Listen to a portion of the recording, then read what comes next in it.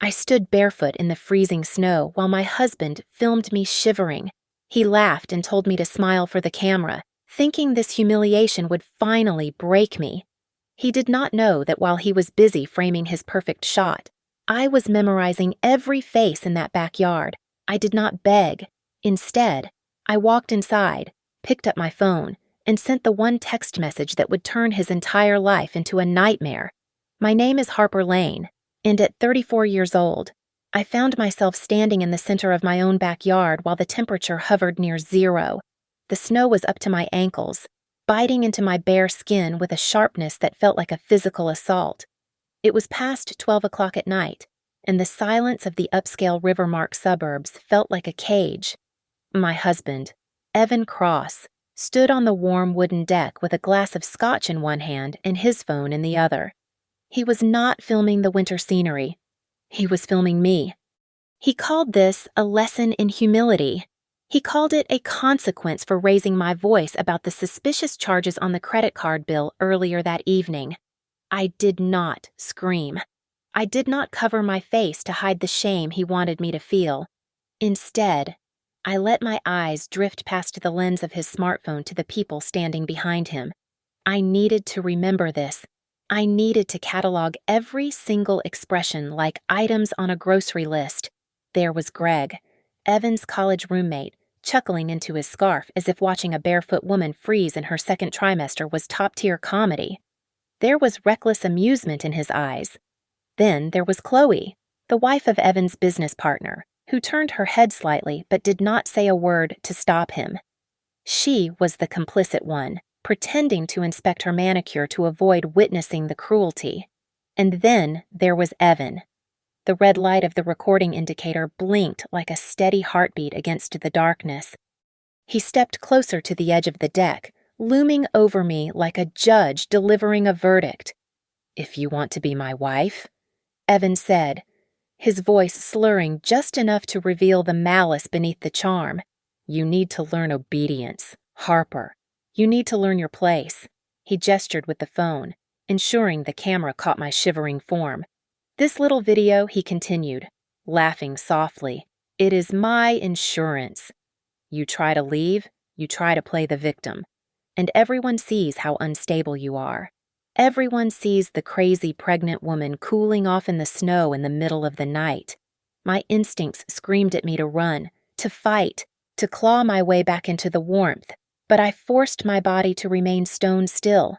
Stress was a poison, and I refused to let it reach the life growing inside me. I placed a protective hand over the curve of my stomach, shielding my unborn child from the toxicity of his father. I had to play his game.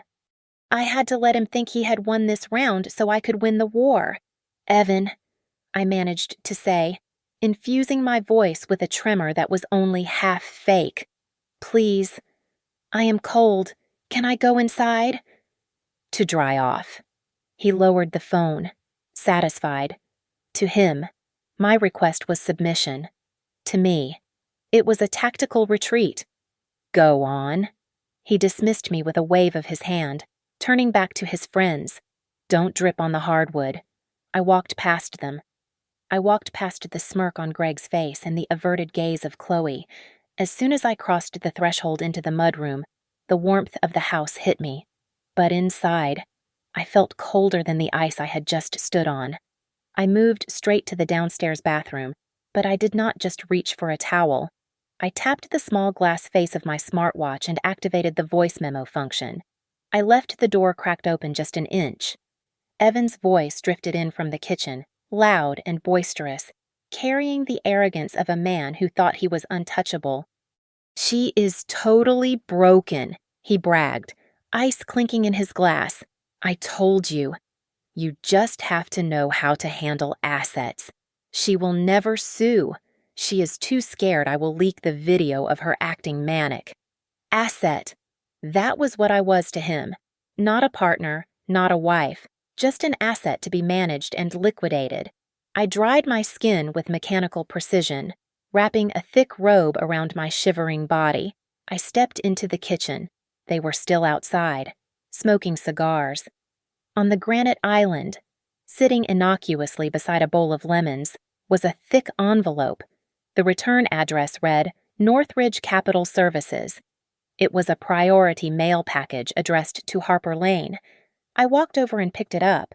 My name was typed clearly on the front, but down in the delivery confirmation box, the signature was a scrawl of black ink that certainly did not belong to me. It looked remarkably like Evan's handwriting when he tried to disguise it. Something shifted inside my chest. It was the click of a lock finally turning. I did not cry. Tears were for people who still had hope that their husband might love them. I pulled my phone from my robe pocket. My fingers were still red from the cold, but they did not shake. First, I drafted an email to a lawyer I had met once at a charity gala, a woman known for butchering high-profile egos. I attached the audio file from my watch without a subject line. Then, I opened a message thread from a number that had called me 3 times in the last week, a number I had ignored because Evan told me it was spam. I typed 2 sentences. I need to verify who you are, and I need to protect my child. I hit send. Through the sliding glass door, I could see the party winding down. Evan was putting his phone in his pocket, probably already thinking about how to spend money that wasn't his. I stood there, brushing a melting snowflake from my shoulder. I stared at the dark reflection in the glass. The woman looking back at me was no longer a wife. She was a target who had just decided to shoot back. 18 months before I was shivering in the snow, I was the chief operating officer of Halcyon and Rowe Productions. I was not a victim. I was the woman you called when you needed a corporate gala for 500 people executed without a single glitch. I lived in a sleek apartment overlooking the Rivermark waterfront, bought my own clothes, and paid my own bills. My life was structured, successful, and lonely. I met Evan Cross at a networking mixer that smelled of stale coffee and desperation. He was standing in the center of a circle of young entrepreneurs, holding court like a king who had already conquered the world. He introduced himself as a senior brand strategist. He spoke in a language of dazzling buzzwords that sounded important until you actually dissected them. He talked about synergy and paradigm shifts and leveraging the optical narrative. To everyone else, he seemed brilliant. To me, he seemed confident, and confidence was a drug I had never sampled enough of. He cornered me near the bar, flashing a smile that was practiced to perfection. "You look like someone who actually does the work," Evan said, clinking his glass against mine, "while everyone else here is just posturing." He made me feel seen. He made the other people in the room feel small, and by standing next to him, I felt tall. We went for dinner that same night at a steakhouse where the menu did not list prices. When the check came, Evan reached for his back pocket and frowned. He patted his jacket, then his pants, his expression morphing into a performance of shock.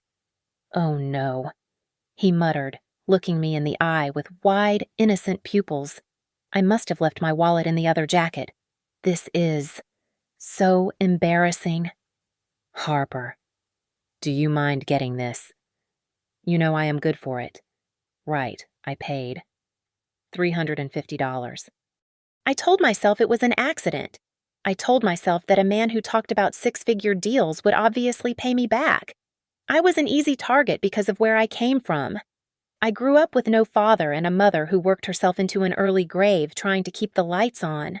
I had clawed my way out of poverty, but the scar tissue remained. I believed that love meant sharing the burden.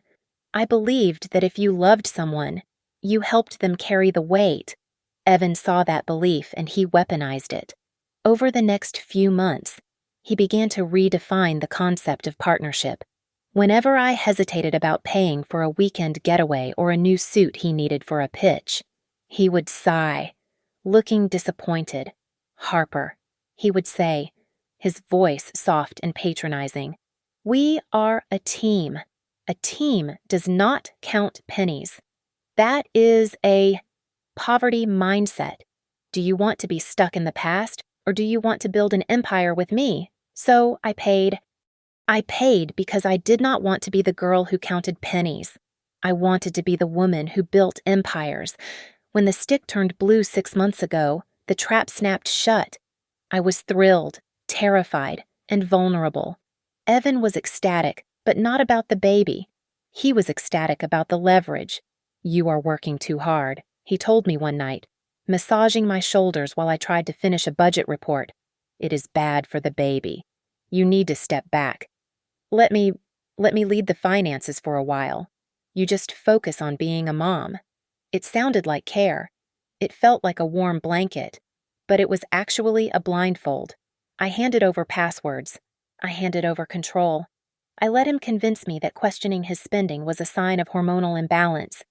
He began to plant seeds of doubt about my sanity, constantly telling me stories about his crazy ex-girlfriends or colleagues' wives who lost their minds. "Women get so emotional," he said once, laughing at a video of a woman screaming in a parking lot. "If you ever betrayed me, Harper. I have ways of handling things. I control the narrative. Remember that." The final lock on the cage was the house. We moved into a sprawling modern property on the edge of town 3 months ago. It was beautiful and expensive.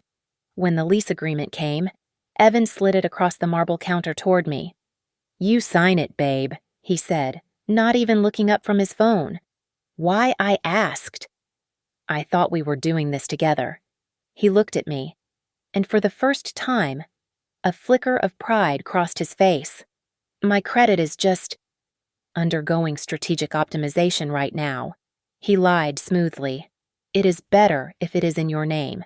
For convenience. Unless you do not trust me, I trusted him. I signed my name on the dotted line, taking legal responsibility for a $4,000 a month lease. I thought I was securing a home for my family. I did not know I was signing the paperwork for my own prison. It started with the categorization of expenses. Evan called them investments, but I called them bleeding. First, it was a luxury rental car for a week because his vehicle was allegedly in the shop, costing $1,200.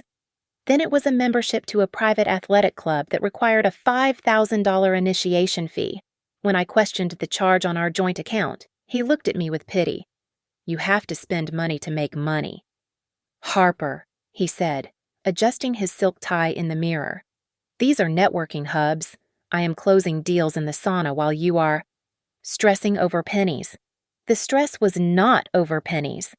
It was over payroll. For the first time in 5 years, the operating account for my company was dangerously low. I sat at the kitchen table, staring at the spreadsheet, realizing I was short $3,000 for my production team's wages. When I told Evan I needed to transfer funds back from our personal savings, he slammed his hand on the marble counter so hard the fruit bowl jumped. "You are so short-sighted," he shouted, his face twisting into a mask of disgust. "This is exactly what I mean by a poverty mindset. You manage your cash flow like a shopkeeper, not a CEO. You should apologize to me for bringing this negative energy into our home." I did apologize. I apologized for working 60 hours a week to fund his lifestyle. I was tired, pregnant, and confused. He used that confusion to isolate me. He began to systematically dismantle my relationships. When my assistant, Sarah, texted me to ask if I was okay, Evan intercepted the message. "Sarah is toxic," he told me later, deleting the thread. "She is jealous of our success. She wants to keep you small. If you want this family to work, you need to cut out the cancer." I stopped answering Sarah's calls. I stopped going to lunch with my vendors. I retreated into the house, believing I was protecting my marriage, while actually, I was removing the only people who would have noticed I was drowning. Then came the email that shattered the illusion. It arrived at 2 o'clock in the afternoon on a Tuesday. The subject line read, "Congratulations on your credit limit increase." I frowned, tapping the screen. It was for a credit card I did not recognize. The bank was thanking me for requesting a limit bump to $50,000. My heart hammered against my ribs. I had never opened this card. I waited until Evan was in the shower. My hands shook as I logged into the credit monitoring service I had secretly installed on my laptop. The screen populated with a web of red lines. There were 3 credit cards opened in my name in the last 4 months. I clicked on the transaction history for the newest one. It was a catalog of betrayal. $400 withdrawal at an ATM in the city center at 3 in the morning. $200 at a liquor store. A recurring charge for a boutique hotel called the Vermilion. And transfers. Dozens of transfers ranging from $50 to $500 sent to a generic account simply labeled consulting. I felt bile rise in my throat. Someone was living a second life using my credit score. I must have made a noise because Evan appeared in the doorway, a towel around his waist. He saw the laptop. He saw my face. He did not look guilty. He looked annoyed. "You are spiraling again," he said, his voice dangerously calm. "This is the pregnancy hormones. Harper, you are imagining things. You are paranoid." He walked over to the cabinet and pulled out a bottle of pills. "Take one of these," he commanded, tossing a sedative toward me. "It will help you be obedient. If you make a scene about finances that do not exist, who do you think people will believe? The successful strategist or the hysterical pregnant woman that was the night the snow happened?" The discipline therapy, as he called it wasn't just cruelty. It was a calculated distraction. He needed to break my spirit so completely that I would stop looking at the bank statements. He needed me freezing and terrified so I wouldn't notice he was robbing me blind. But the cold woke me up. The next morning, after I had sent those messages to the lawyer, I went into my home office. I pulled up the master contract list for my company. I noticed a file modified yesterday. It was a vendor agreement authorizing a $40,000 prepayment to a company called Apex Strategy. I opened the document. At the bottom of the page was my digital signature. The timestamp was 10:30 in the morning on the previous day. I stared at the time. At 10:30 yesterday morning, I was lying on an examination table at the obstetrician's office, listening to my baby's heartbeat. I did not sign this. Evan did not just want to control me. He was actively liquidating my existence. I closed the laptop, and for the first time in months, my hands were perfectly steady. Marissa Vane did not offer me a tissue. She sat behind a desk made of glass and chrome, looking at me with eyes that assessed leverage rather than sympathy. She was the kind of lawyer you hired when you wanted to destroy someone, not when you wanted to mediate. I told her everything: the snow, the video, the financial irregularities. She listened without blinking, her pen tapping a silent rhythm on her notebook. "Do not seek emotional revenge." "Harper," Marissa said, her voice sharp and devoid of warmth. "Emotions make you sloppy. You do not want a fight. You want a surgical extraction. We are going to cut him out. But we are going to do it so precisely that he bleeds out before he even feels the knife. Let the law do the dirty work." Under her direction, I stopped being a victim and became an auditor of my own life. We built a dossier. I spent 48 hours compiling bank statements, IP logs, and GPS data from his car. I backed up the audio recording of him boasting about the video to 3 encrypted cloud servers.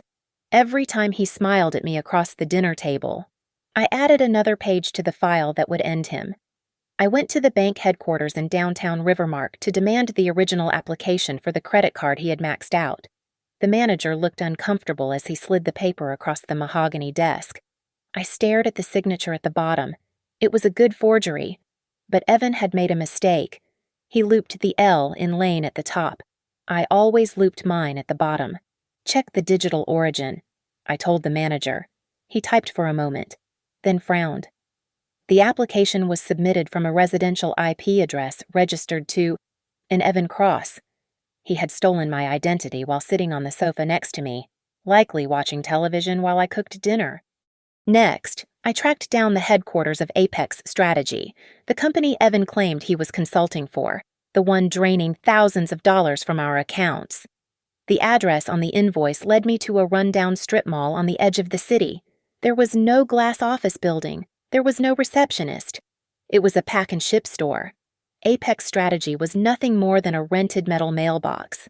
Number 304, sandwiched between a nail salon and a vape shop. There were no employees. There was just a hollow shell where my money went to vanish. That night, I found the smoking gun in the corporate transaction log.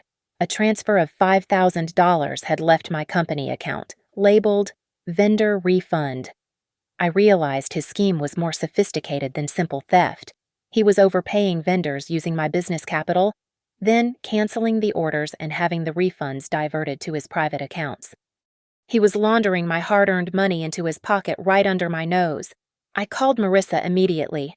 "We need to lock it down," I said, my voice shaking with rage.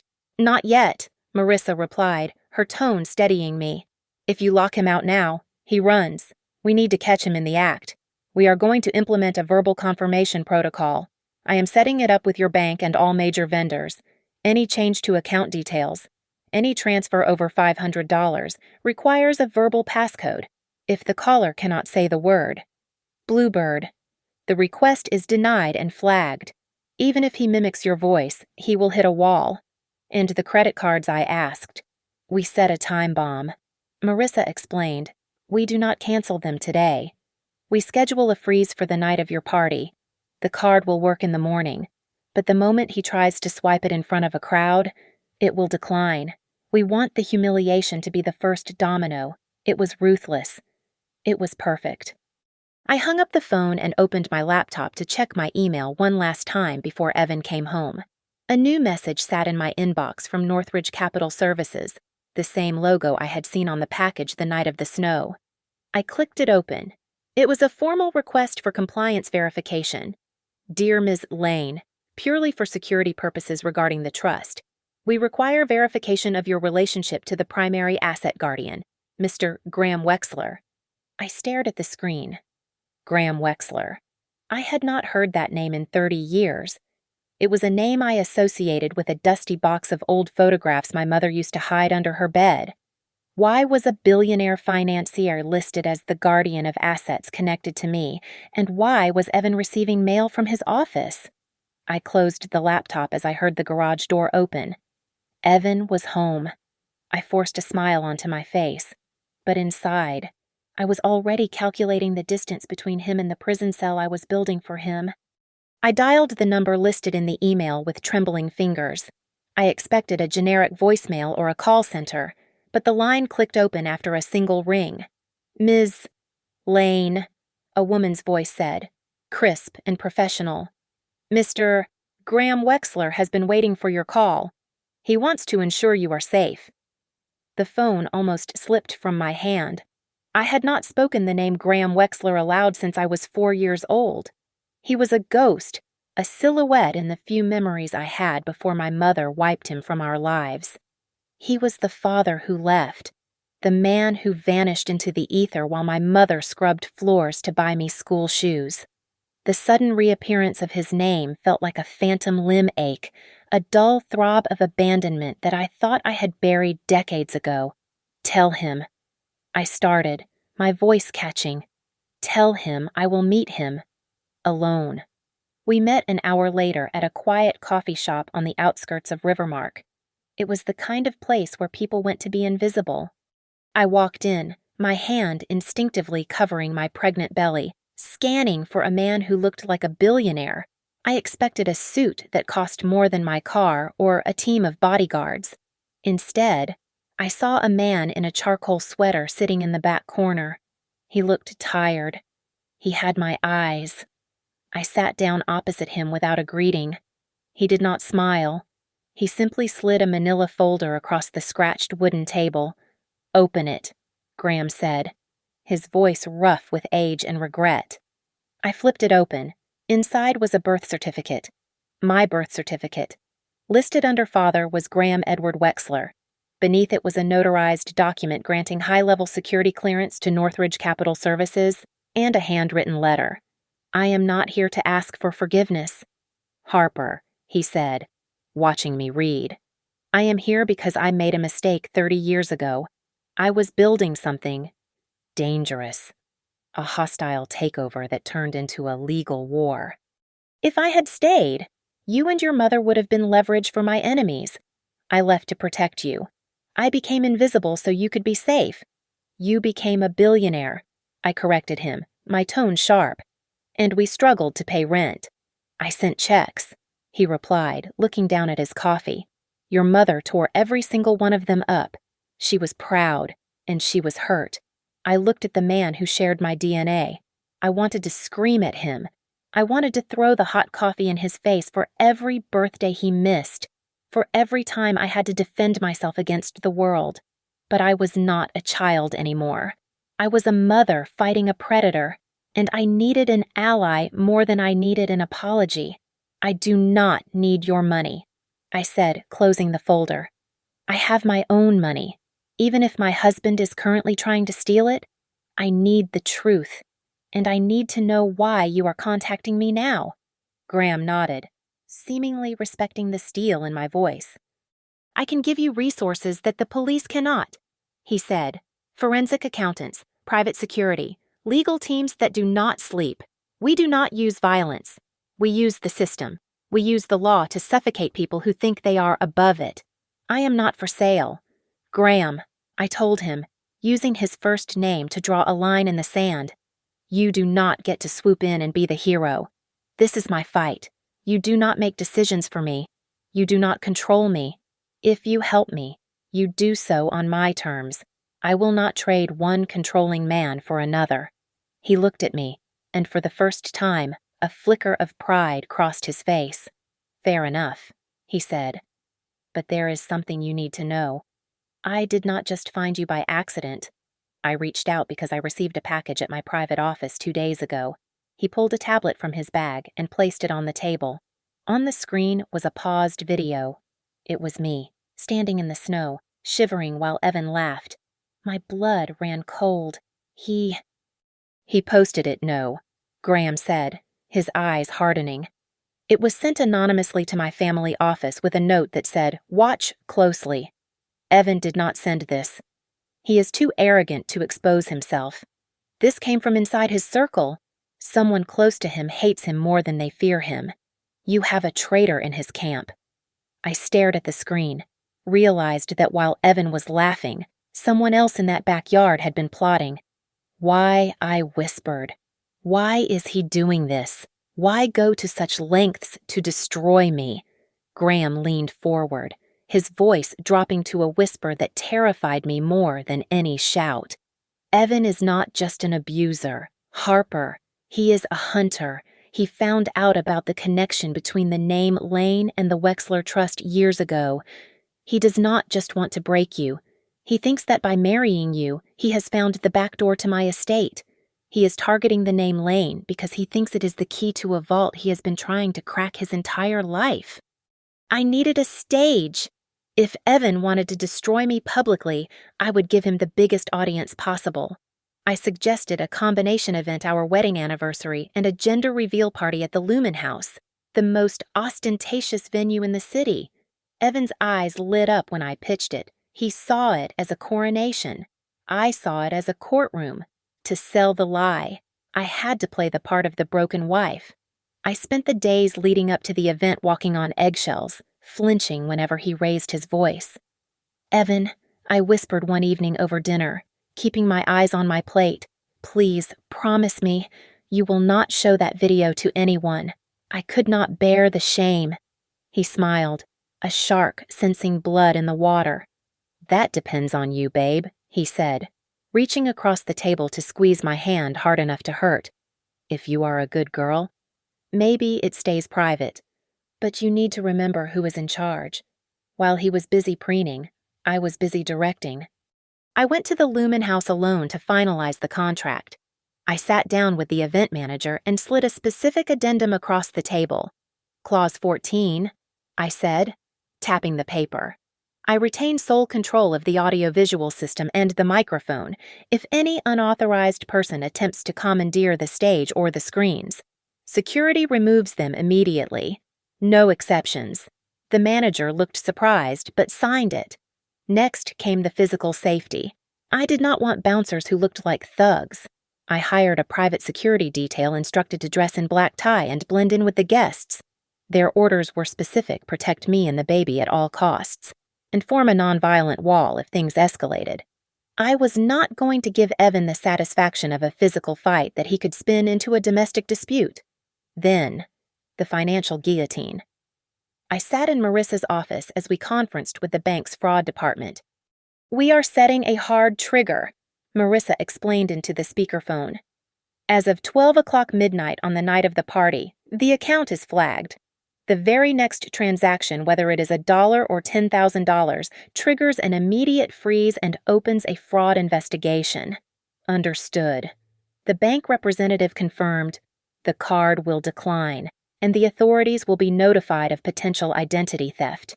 It was perfect. Evan loved to flash his card at the end of the night to pay the bar tab for his sycophants. This time, the machine would beep, and his facade would crack. Marissa handed me a stack of papers. "This is the one sheet," she said. "It is a summary of facts, no emotion, just data.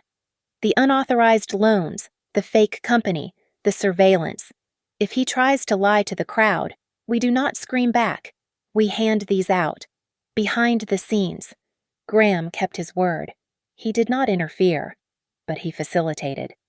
He flew in a forensic handwriting expert who verified that the signature on the loan documents was a forgery. He brought in a digital analyst who traced the IP address of the Apex strategy transfers directly to Evan's laptop. Every piece of evidence was authenticated and sealed, ready for a judge. I made one final risky move. I sent an invitation to Julian Thorne, the CEO of a massive tech conglomerate that was considering my company for a multi-million-dollar contract. It was a gamble. If I looked like a mess, I would lose the deal. But if I showed him I could handle a hostile takeover in my own marriage with grace and precision, I would win his respect forever. The night before the party, I was checking the seating chart on my phone when a text message popped up from an unknown number. "Do not let Evan touch your phone tonight. He is planning the final trick." I stared at the screen. The traitor in his camp was still watching. I deleted the message, placed my phone face down, and smiled. Let him try. I had already rewritten the script. The night before the party, the air in the house felt heavy enough to choke on. Evan left his iPad unlocked on the kitchen island while he went to take a call in the garage, a mistake born of his supreme arrogance. I swiped the screen open and saw a notification from a group chat titled "Whiteout." My stomach turned. It was a reference to the snow. I opened the chat. It was a stream of messages between Evan, Greg, and a few others I did not recognize. They were not just sharing the video, they were choreographing my destruction. We cue it up right after the toast. Evan had written, "Big screen. Audio maxed out. She will crumble." "What if she flips out?" Greg asked. "Let her," Evan replied. "That is the point. If she screams, we call the paramedics. I have the papers ready to file for emergency guardianship. I will paint it as pregnancy psychosis. She loses the baby rights. I get the trust control." I felt a cold sweat break out on my neck. He did not just want to embarrass me. He wanted to legally classify me as insane so he could seize power of attorney. I kept scrolling, my fingers moving faster. I found a folder in his sent items labeled Client Communication. My breath hitched. He had sent emails to 3 of my biggest corporate partners, including the one Julian Thorne managed, attaching a fabricated risk assessment report. The emails claimed that my company was insolvent and that I was under investigation for embezzlement. He was scorching the earth beneath my feet so that he would be the only ground left to stand on. A noise from the hallway made me freeze. I locked the iPad and slid it back exactly where it had been. I moved to the refrigerator, grabbing a bottle of water just as Evan walked in. He was on his phone, his back to me. "I have the blueprint," Evan said into the receiver, his voice tight with a mixture of fear and adrenaline. "I know the deadline. After the party, I will have the liquidity. I need the money in 48 hours. He hung up and turned around. For a split second, I saw a flash of terror in his eyes before he masked it with his usual smirk. Hydrating, he asked, "Good. You need to look fresh for tomorrow. It is a big night. I am just tired." Evan, I said, keeping my voice flat. I walked past him and went straight to my office, locking the door. I logged into my business email and dug through the trash folder. There it was, a notification from a lender called Vantage Credit. I opened the attachment. It was a predatory loan agreement for $200,000, secured against my company's future revenue. The interest rate was astronomical, and there, at the bottom, was my signature. The date stamp was from last week, exactly when I was at my ultrasound appointment. The payment schedule required the first installment of $50,000 next week. If I missed it, they could claim my business assets. I dialed Marissa. He took out a loan, I whispered, my hand shaking as I held the phone. $200,000. He forged my signature. Marissa, if this goes through, I lose the company. Do not panic, Marissa said, her voice sharp and grounding. The climax is not tonight.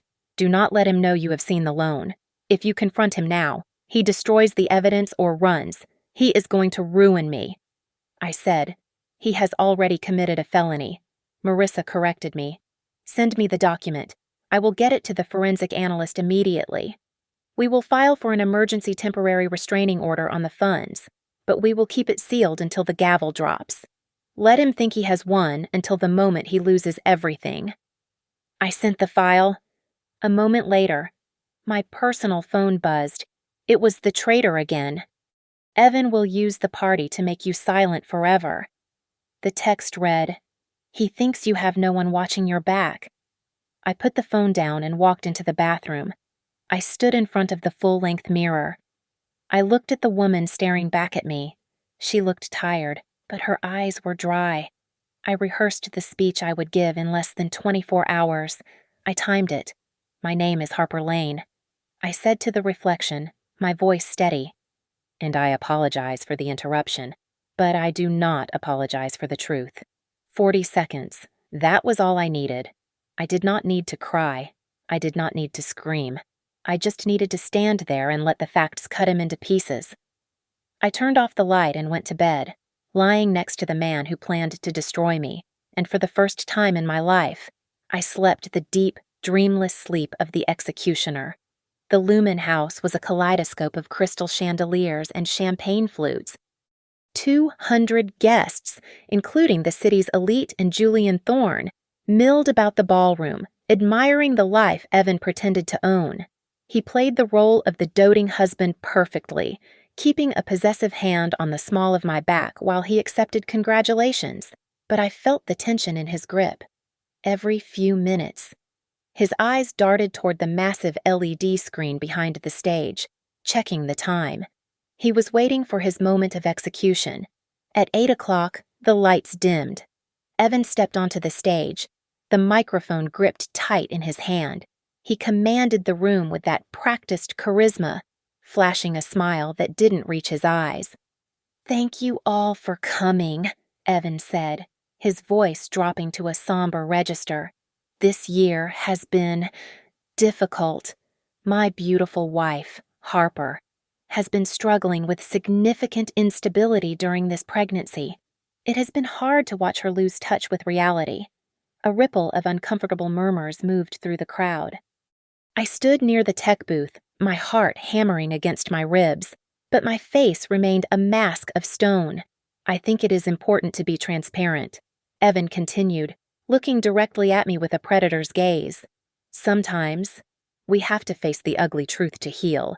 I want to share a moment that shows just how confused she has become." He raised his hand, signaling the audio-visual technician to play the video.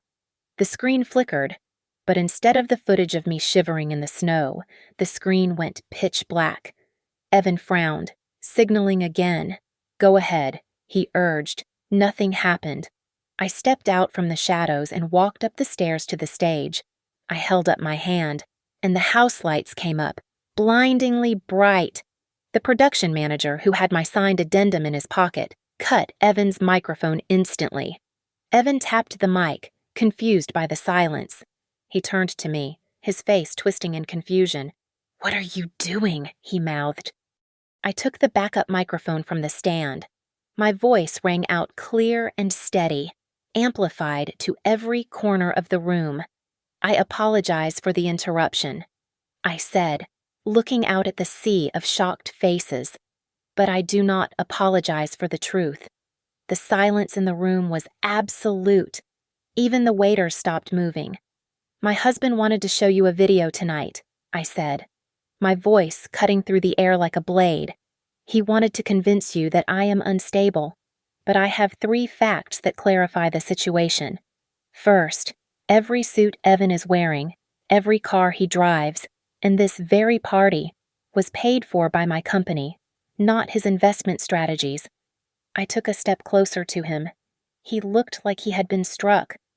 Second, I continued, Evan has opened 3 credit cards and 2 bank accounts using my social security number without my consent, racking up over $50,000 in debt to fund a lifestyle he cannot afford.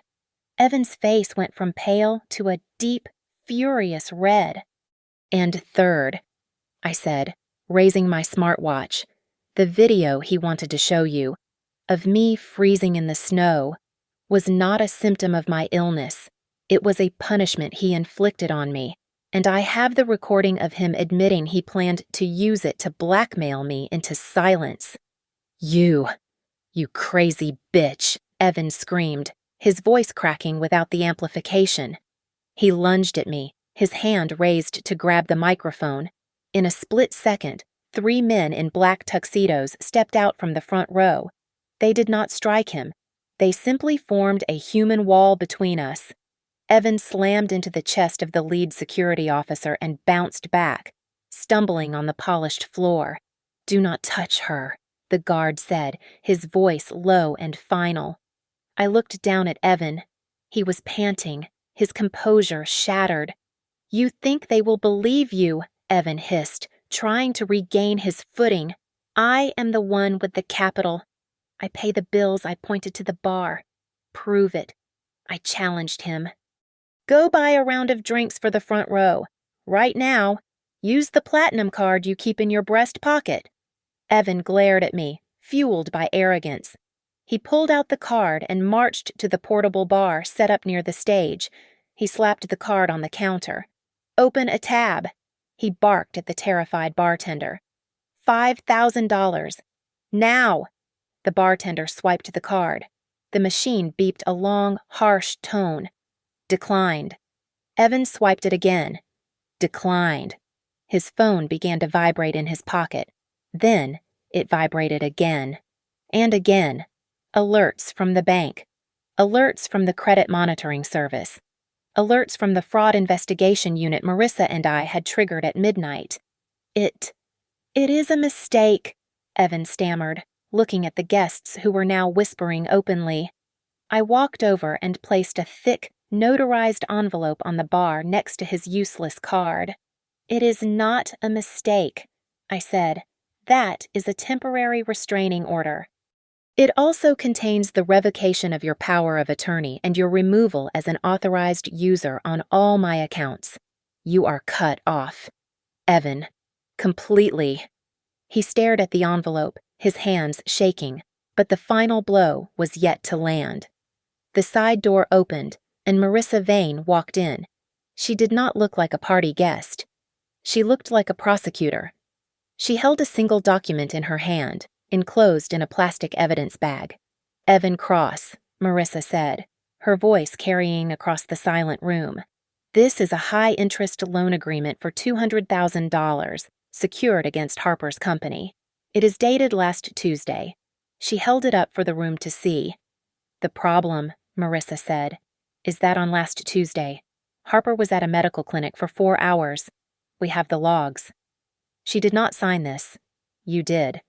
The fallout was immediate and digital. By the time the sun rose the morning after the gala, Evan had already launched his counteroffensive. He did not hide in shame. Instead, he posted a long, carefully worded statement on social media accompanied by a photo of us from our honeymoon.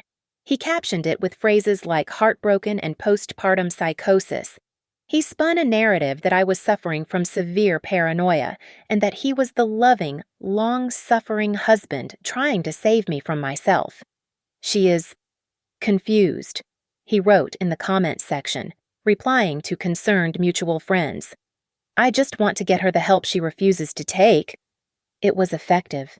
My phone buzzed with messages from friends who were suddenly unsure. Some offered support, but others sent vague texts asking if I was okay in a tone that suggested they believed him.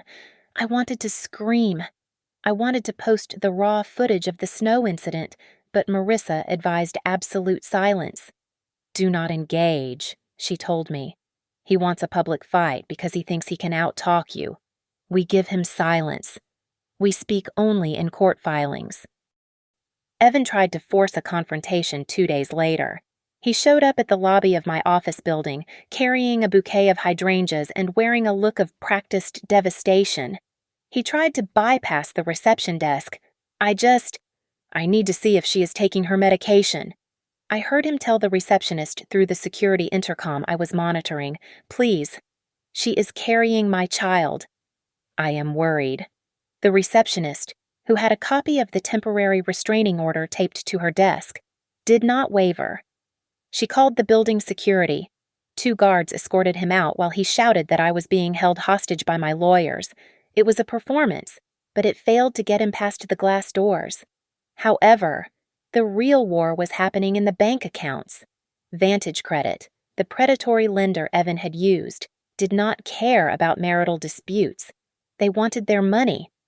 I received a notification that they were preparing to garnish my company's operating account to satisfy the first installment of $50,000. If they took that money, I would miss payroll. My employees would go unpaid, and my business would collapse, exactly as Evan intended. I raced to Marissa's office, my chest tight with panic. Graham was already there, sitting calmly in a leather chair. They are going to drain the accounts in 48 hours, I said, my voice shaking. I cannot stop a merchant cash advance that quickly. We can, Graham said. He gestured to the screen on the wall. My team traced the digital footprint of the signature. We did not just find that it matched Evan's IP address. We found something he did not expect. Graham tapped a key and a complex diagram appeared. Evan thought Northridge Capital Services was just a potential investor he could court. Graham explained. He did not know Northridge is a shell company I use specifically to monitor threats against the Wexler Trust. When he tried to leverage your name to validate his creditworthiness in the dark web databases, he tripped a silent alarm in my system. He unknowingly uploaded his own fraud directly to my servers. He told the system he was the owner of your company, Marissa added, sliding a transcript across the table. And we have this. It was an audio file sent by one of my oldest vendors. I pressed play. Hi, this is Mark, a voice said. It was unmistakably Evan, trying to deepen his pitch. I am Harper Lane's executive assistant. We need to redirect the vendor refund of $12,000 to a new account for tax efficiency. The vendor had recorded the call for quality assurance. It was the smoking gun. It was proof of wire fraud, identity theft, and grand larceny. That afternoon, Evan's lawyer called Marissa. The tone had changed. There was no more blustering about guardianship. They were scared. They are offering a settlement, Marissa told me, putting the phone on speaker. Evan agrees to an uncontested divorce. He walks away. He agrees to a payment plan to reimburse the stolen funds over 10 years. In exchange, you sign a non-disclosure agreement. You seal the records. You never speak about the fraud or the abuse again. He wants to save his reputation. The room went silent. It was the easy way out. I could be free of him by tomorrow. I could have my life back, quiet and safe. Graham looked at me, his face unreadable, letting me choose my own weight to carry. I thought about the snow. I thought about the women who would meet him next, the investors he would charm, the lives he would drain if his record remained clean. No, I said, my voice hard and absolute. Harper, Marissa warned. Going to trial is exhausting. It will be ugly. I do not care, I said. If I sign that NDA, I am letting him do this to someone else. I am letting him win by keeping his mask on. I looked at Graham and then at Marissa. No NDA, I repeated. I want his name in the public record. I want every background check for the rest of his life to show exactly what he is. I want to bury him with the truth. The hearing took place in a small, windowless courtroom that smelled of floor wax and stale coffee. There were no cameras, no dramatic gallery, and no fanfare.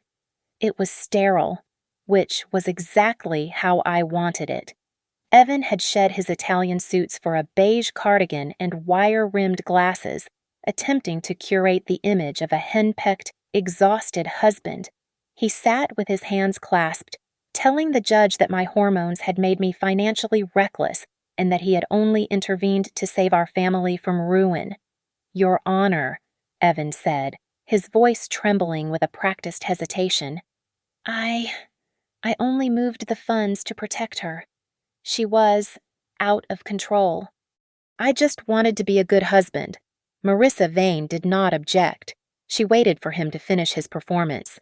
Then, she stood up and dropped a 3-inch binder onto the defense table. The sound echoed like a gunshot in the quiet room. "We are not here to discuss feelings," Marissa said, her tone slicing through Evan's narrative. "We are here to discuss felony fraud." She opened the binder. It was a surgical dissection of Evan's life. Tab A held the bank statements showing the unauthorized transfers. Tab B contained the GPS logs placing him at the strip mall mailbox center. Tab C was the forensic handwriting analysis confirming the forgery on the loan documents.